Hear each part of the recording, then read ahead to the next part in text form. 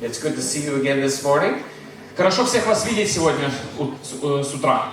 I spoke yesterday of one of the functions of gathering together as being encouragement.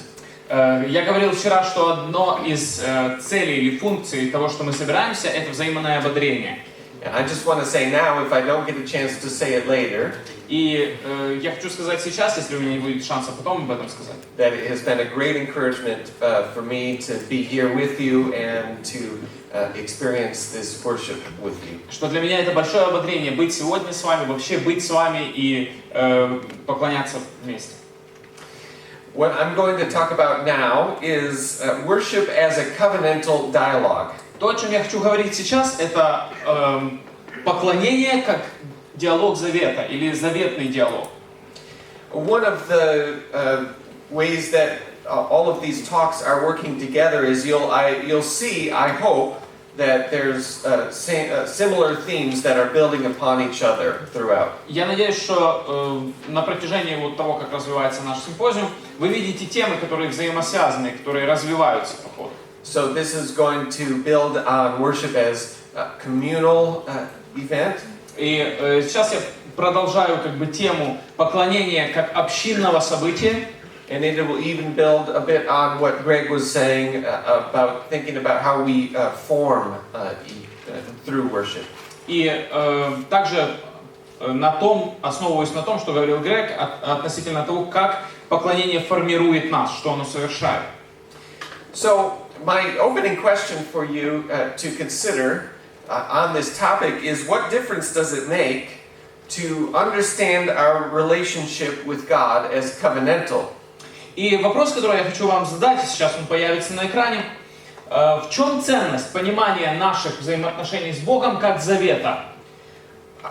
One piece of that is this similar question: what difference does it make to picture both God and humanity as being active in worship? Часть этого вопроса также состоит в том, чтобы в следующем, в чем ценность представлять Бога и человечество активными, а не пассивными в поклонении.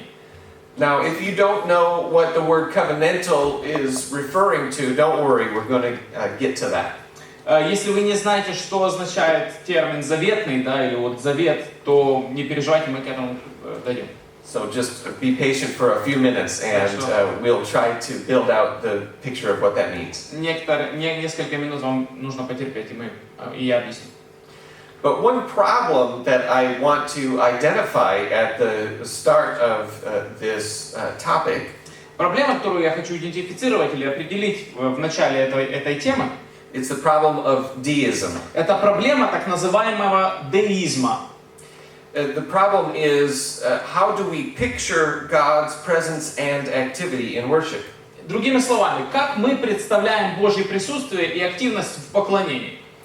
It can be easy, no matter what we say we believe, to act like deists. Очень просто, несмотря на то, что мы говорим, как мы верим, да, впасть в вот такой деизм. Now, what is a deist? Что же такое деизм? Deism pictures God as being distant. Деизм изображает Бога далеким. And also rather passive. И пассивным, отстраненным. So understanding God's covenant helps us to stand on a firmer basis of understanding our relationship with God. Поэтому, когда мы говорим о заветном смысле отношений с Богом, то это помогает нам стоять на каких-то более твердых убеждениях. And that firmer covenantal basis then helps us understand how we relate to God in worship. И вот твердое, глубокое понимание наших заветных отношений с Богом помогает нам лучше понимать, как же они выглядят. So just to explain a bit further, deism again pictures God as distant and remote. Итак, как я сказал, деизм изображает Бога далеким и отстраненным. Some of the famous deists have spoken of God as a creator, but not presently involved in creation. И известные деисты представляли Бога как следующим образом, как кто-то, кто был вовлечен в творение, он сотворил мир, а потом куда-то устранился. But here's the tricky thing. Но вот в чем штука. is that we can be tempted to act like deists because of the culture around us. У нас есть искушение вести себя, как будто мы деисты, из-за культуры, которая нас окружает. The way that we picture our relationship with God, we can function in this same way. То, как мы представляем, или то, как мы строим наши отношения с Богом, вот это может проявляться подобным образом. There was a very influential study done of the spiritual lives of American teenagers about 20 years ago. Где-то 20 лет назад было произведено исследование, очень авторитетное, относительно духовной жизни молодых людей в Америке, там, до 20 лет. The authors of the study were Melissa Denton and Christian Smith. Авторы этого исследования Мелисса Дентон и Кристиан Смит. And they wrote about it in a book called Soul Searching. И они результат этого исследования писали в книге «Поиски души». And they found that many American young people pictured God as being up there when they needed Him. И они обнаружили, что множество молодых людей Америки представляют Бога как кого-то, кто там есть, когда им нужно. They could call upon God if they were in trouble. И когда они в проблеме, они могут обратиться к Богу. But otherwise, they didn't expect God to play an active role in their lives. Но в остальное время они как бы не ожидают, что он будет вовлечен активно в их жизнь. So that is deism. И вот в этом смысл деизма. And no matter what we say we believe, И не важно, что мы говорим, что мы верим, во что мы верим. we can often find ourselves acting like that ourselves. Мы иногда можем обнаружить, что мы себя ведем подобным образом. So a vision of covenant helps us to picture an active God when we worship. Но когда мы говорим о завете, это помогает нам представлять Бога активным во время поклонения. And it's not just when we worship, of course. И, конечно, это не только для поклонения. This is in all of life. Во всей нашей жизни. But when we gather together on a covenantal basis, Но когда мы собираемся вместе, и вот понимание завета, we encourage each other to believe and to act in this way.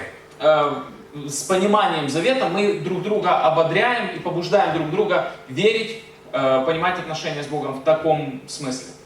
A covenantal understanding of God's relationship with humanity helps us picture God as being active and not just passive somewhere out there. Заветное понимание Бога помогает нам видеть Его как активно вовлеченного в нашей жизни, в творение, а не как какого-то отстраненного и далекого. The message of Jesus is that in Jesus God has come near. Послание Иисуса состоит в том, что в Нем самом, в Иисусе, Бог стал близким к нам.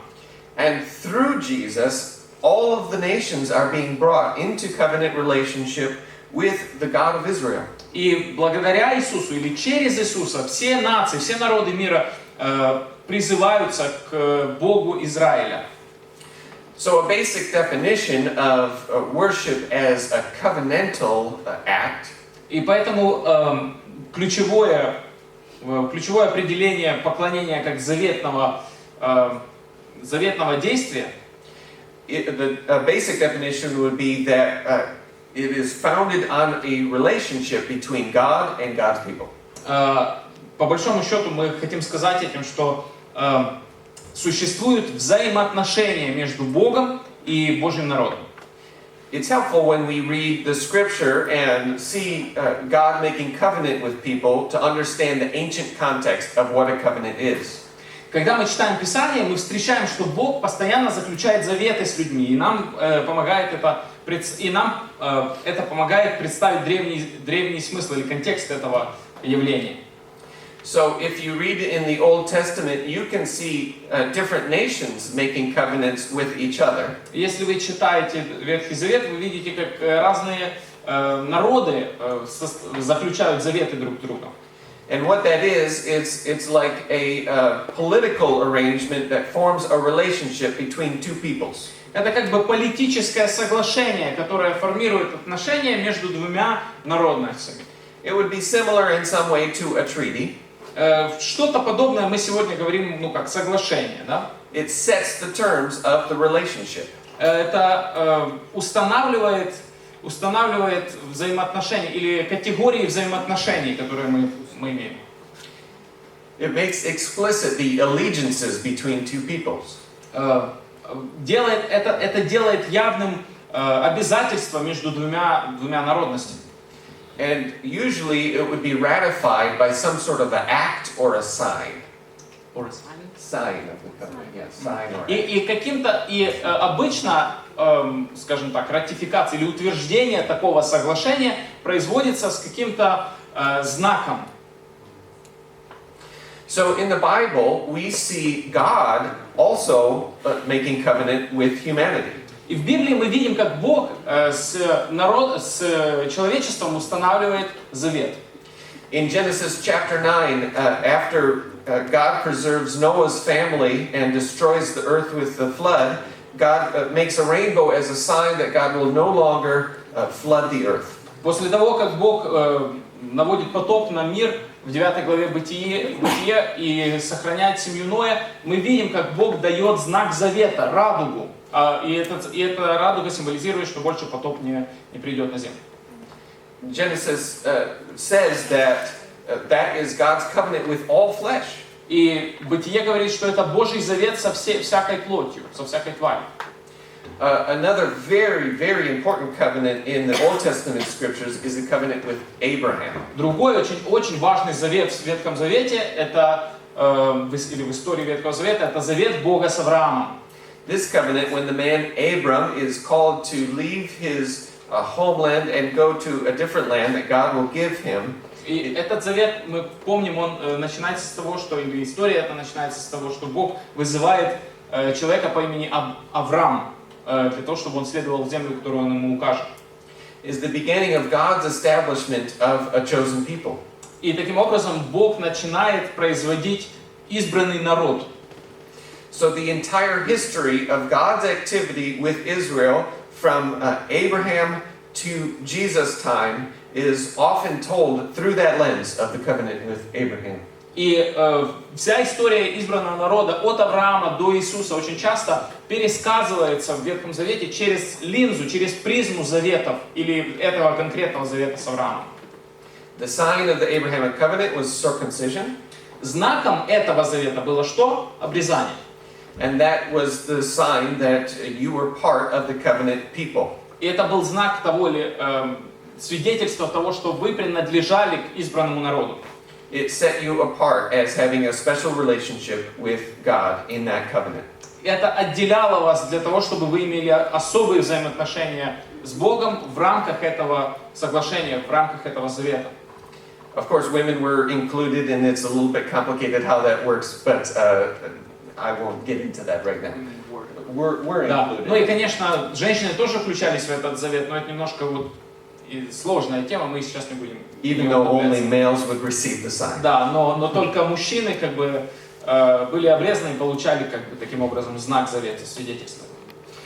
A couple of other covenants with Israel are seen in the covenant at Mount Sinai when God gives the law to Moses. Также завет мы встречаем на Синайской горе, когда Бог дает закон Моисею.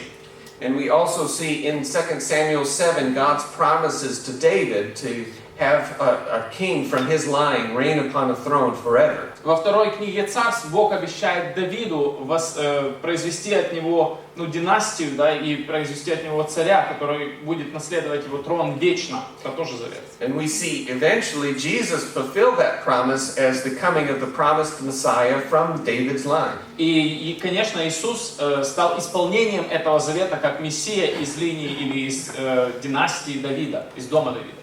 So here's the important thing that I want us to notice with all of this talk about God's covenants with God's people in Scripture. И вот что я хочу сказать, когда мы говорим о Божьих заветах с людьми в Писании. The important thing that I want us to notice, and the reason I'm talking about it now, is that there's a direct relationship between covenant and worship. Важность того, почему я об этом говорю, и то, что я хочу, чтобы вы знали, это то, что существует связь между заветами и поклонением. God, in making covenants with humanity, pledges himself to this people. Бог в заветах с человечеством обещает себя людям. It's often spoken of through the metaphor of a marriage pledge.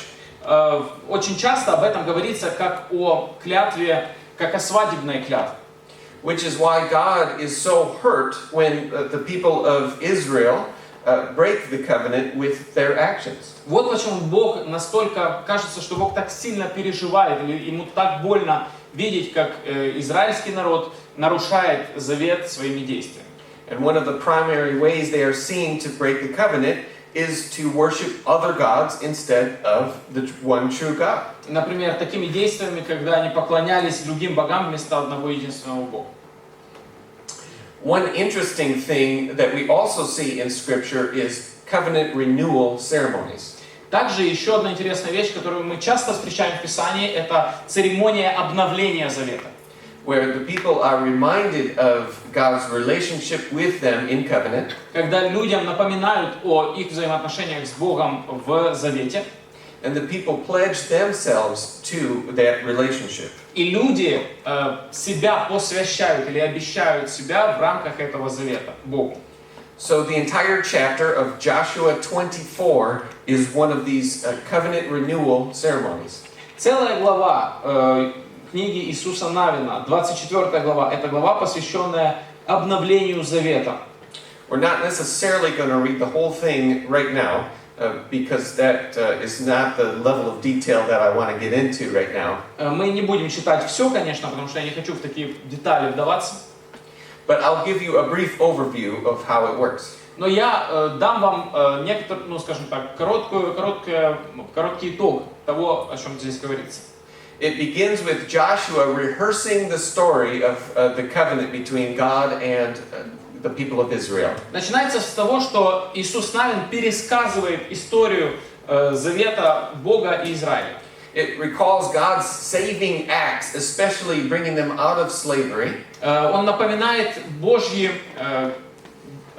действия для спасения Израиля, особенно того, что Он выводит их из рабства. The people are reminded of God's grace and God's promises to them. Людям напоминают о Божьих обещаниях и о Божьей благодати. And in response, in verse 14, there's a transition to a call to renewal. И в 14 стихе есть переход к призыву к обновлению. The people in verse 16 make vows to serve the Lord. В 16 стихе мы видим, как люди обещают, приносят свои клятвы для того, чтобы, обещая служить Богу. And then there's a call and response that happens to make sure that people understand the meaning of those vows. И происходит как бы такой призыв и ответ, для того, чтобы удостовериться, что люди понимают, в чем смысл. And then in verses 25 through 28, the people seal the covenant with a sign, otherwise known as a witness. И в 25 по 28 стихи мы видим, как люди устанавливают знак во свидетельство этому обновлению, и, собственно, этот знак был свидетелем. And I think it's verse 28. Joshua wrote these words in the book of the law of God. Is that 28? It's that Joshua dismissed people. Joshua was it could be 25.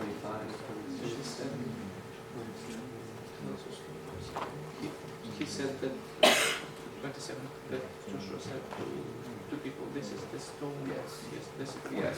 Yeah. Mm-hmm.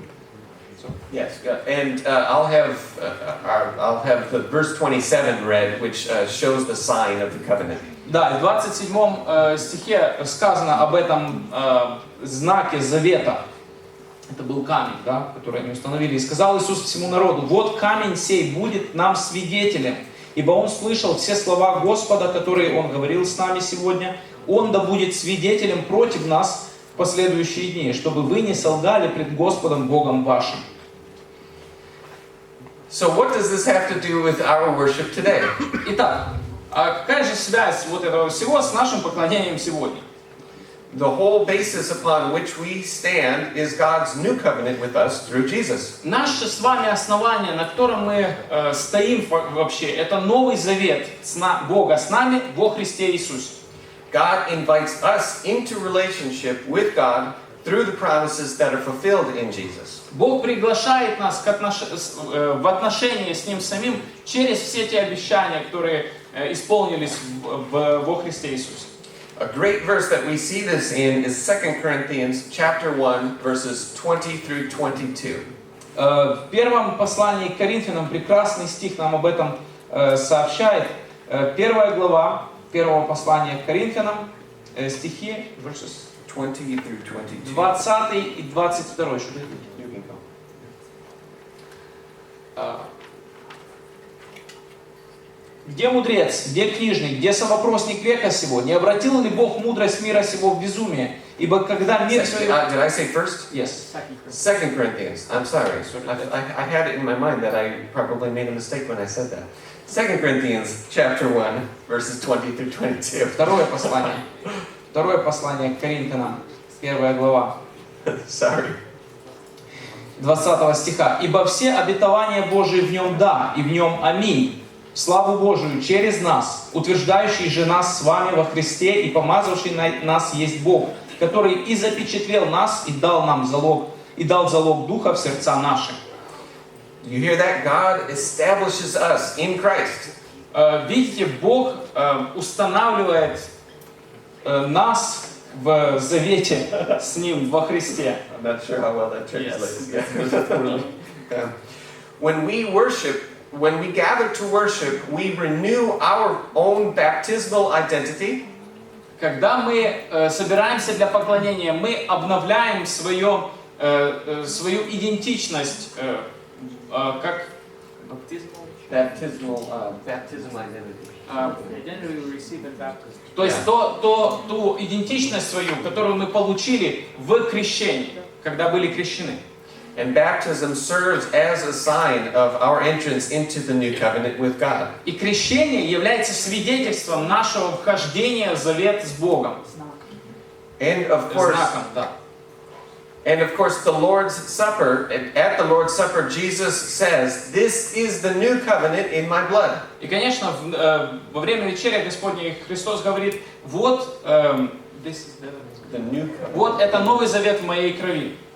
When we share the cup, we are sharing in a sign of the new covenant. Когда мы разделяем чашу с вами, мы разделяем знак завета. So, what if we thought of worship as coming together in this type of covenantal relationship? Что, если мы будем думать о поклонении, как о таком типе отношений, о заветных отношениях? And this part might feel like what I've just been saying has been up here in the theological and scriptural world. И, возможно, кто-то думает, это где-то вот здесь, вот так вот, за облаками, в богословском смысле Писания. So I hope that I'm bringing it now down into a more practical or manageable meaning of what this means. И я надеюсь, что я смогу привести это немножко на землю, чтобы немножко лучше мы поняли, что имеется в виду. Think about worship as a three-way dialogue of the relationship between God and God's people. Думайте о поклонении как о трехнаправленном диалоге, или диалоге в трех направлениях между Богом и людьми. Everything that happens is one of three directions of communication. Все, что происходит во время нашего собрания, можно следующий слайд. Все, что происходит во время нашего собрания, это направлено в одну или в другую сторону. The first direction is an arrow down, God speaking to the people. В три стороны вообще. То есть первое, это Бог говорит к людям, стрелка направлена вниз. The second direction is an arrow up, people speaking to God. Вторая стрелка, или второй момент, это стрелка вверх, когда люди говорят что-то Богу. And the third direction is an arrow sideways, people speaking to other people. И третий момент, это стрелка, направленная в стороны, когда люди говорят к людям. Every worship element that we plan can have one of these arrows on it. Каждый элемент собрания нашего, служения, поклонения имеет эту стрелку в какое-либо из направлений. But this is why I was talking about deism at the beginning. Но вот почему я говорил о деизме в самом начале. Because oftentimes what we're the best at when we picture ourselves worshiping is the up arrow, ours offering to God. Yes. oftentimes we only picture worship as the up arrow, Потому us что offering to очень God. часто мы смотрим на поклонение как на стрелку, направленную вверх. Мы поклоняемся Богу.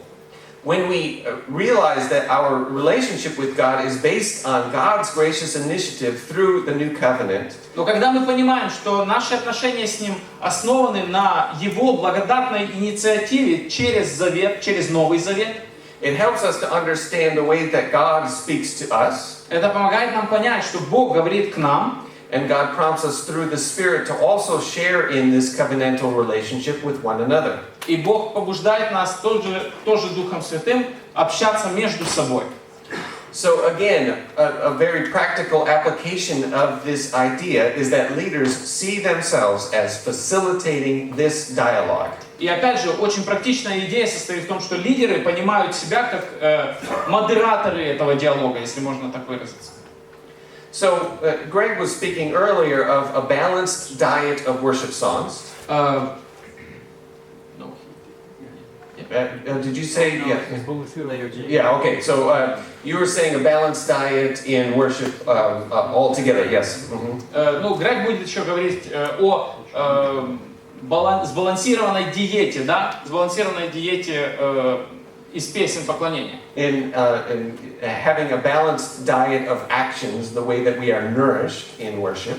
И сбалансированной диете различных элементов или действий, которые питают нас в поклонении. What if we thought just for a moment about just worship music?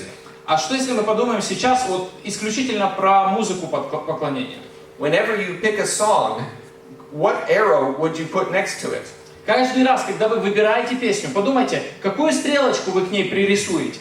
Does this song help us offer praise upward to God?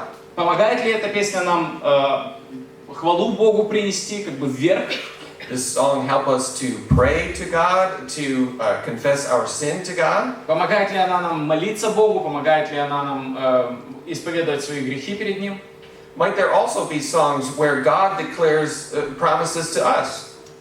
Возможно, или существуют песни, когда Бог провозглашает свои обещания нам. Might there also be songs that assure us of God's forgiveness to us? Должны быть песни, в которых заверяют нас в своем прощении.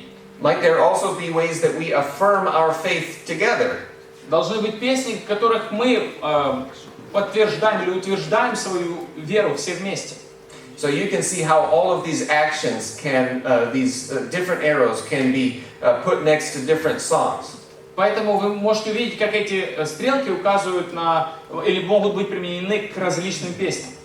Now the beautiful thing is some songs or some elements of worship can have more than one arrow. Хороший элемент или такой прекрасный момент того, что некоторые песни могут иметь различные стрелки. But the idea is that we are always facilitating this dialogical encounter with God through the new covenant. Но идея состоит в том, что мы постоянно должны думать о том, как мы проводим этот диалог, как мы совершаем этот диалог благодаря завету, наш диалог между нами и Богом. So, a couple of more things that I want to say. Еще несколько вещей, которые я хочу сказать. When we understand the meaning of a covenant renewal and the new covenant in worship, когда мы понимаем смысл заветного обновления в Новом Завете, в поклонении, it helps us see how this way of understanding is countercultural. Мы видим, как такое обновление является контркультурным. Think about why you go to an event, a football game, a concert, a teaching. Подумайте, почему вы идете на какое-то событие, на футбольный матч, на обучение какое-то, на концерт. Think about why you go over to your friend's house or your family's house. Подумайте, почему вы к друзьям идете в гости.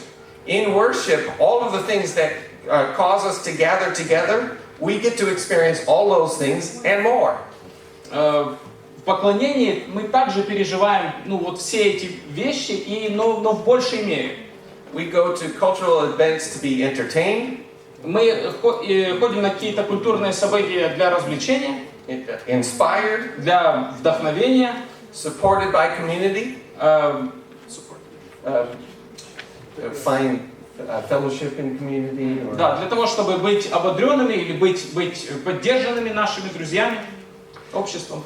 Worship has all those things, but is based on our new covenant relationship with Jesus. В поклонении мы находим все эти вещи на самом деле также, но они основаны на наших заветных отношениях с Иисусом.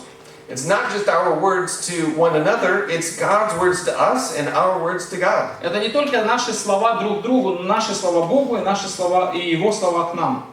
So we use relational language to describe how this works. Поэтому мы используем язык отношений для того, чтобы описать то, как это работает. One example that I could also use is an example from the opening of worship. Один пример, который я могу употребить, это пример, ну, скажем, того, как мы начинаем поклонение. In the opening of worship, we can set the tone for not only vertical relationships with each other, but also horizontal relationships with each other, but vertical relations with us and God. Мы можем в нашем вступлении к поклонению мы можем призвать людей не только к общению между собой, но и также к тому, чтобы обращаться к Богу и слушать Его слова к нам. And when we praise and when we pray to God, когда мы поклоняемся Богу, когда мы молимся Ему, it's not just establishment of our relationship with God. Это не только установка наших взаимоотношений с Ним. It's also a displacing of all of the other idols that we want to worship in place of God. Но это тоже устранение всех идолов, которых мы, возможно, хотели бы, ну, скажем так, которым мы хотели бы поклоняться вместо Него. We can think of this also in the way it works out in the Lord's Supper. Мы можем об этом думать, о том, как это происходит во время вечери Господней. In the Lord's Supper, we tell the story of God's covenant faithfulness to us in history. Во время размышления о вечере Господней мы пересказываем историю Божьей верности в истории. We commune with one another on the basis of the new covenant and the Spirit's presence among us. Мы коммуницируем или общаемся друг с другом через вечерю Господню. Мы друг с другом общаемся и we commune with each other on the basis of the Spirit's presence among us. Да, основываясь на присутствии Духа внутри нас. And finally, we are sealed in God's promises for the consummation of the new creation. И в конце концов мы запечатлены Духом Святым как знаком завета для встречи нового творения. I will stop there, but I want to end by prompting you to consider how this understanding factors into the way that we plan. Я сейчас сделаю паузу, скажем так, но я бы хотел, чтобы вы подумали, как вот такое понимание влияет на нашу подготовку собраний. How it affects the way we select music for worship. Как это повлияет на то, как мы избираем музыку для поклонения. How it even affects how we talk about worship after the service. И повлияет на то, как мы говорим о поклонении после окончания собрания. And especially how we evaluate our worship services. И также, как мы оцениваем наше поклонение. We can use the lens of covenant to see how well we are reaching our goal of facilitating this dialogue. Мы можем использовать эту призму завета для того, чтобы оценить, как же нам удалось смодерировать этот диалог заветный.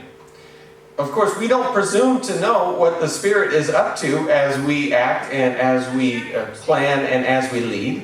Конечно, мы не, скажем так, не диктуем условия своей Духу Святому, потому что мы ожидаем Его действия. But we trust that so far as it depends on us, we are doing our best to serve as facilitators and hosts. Но мы в смирении ожидаем того, что мы можем послужить тому, что сможем быть модераторами этого диалога между Богом и людьми. So that was a lot to throw at you all at once. Ну, было много информации, конечно. Does anyone have any questions? Есть ли вопросы?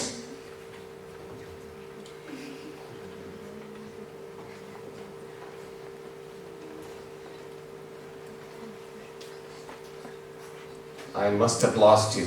Да, может быть, вы немного потерялись. Or answered all of your Или questions. наоборот, на все вопросы получили ответ. Has anybody ever tried to take a worship plan and draw arrows by it? Вы когда-либо пробовали взять вот план служения поклонения и рисовать стрелочки?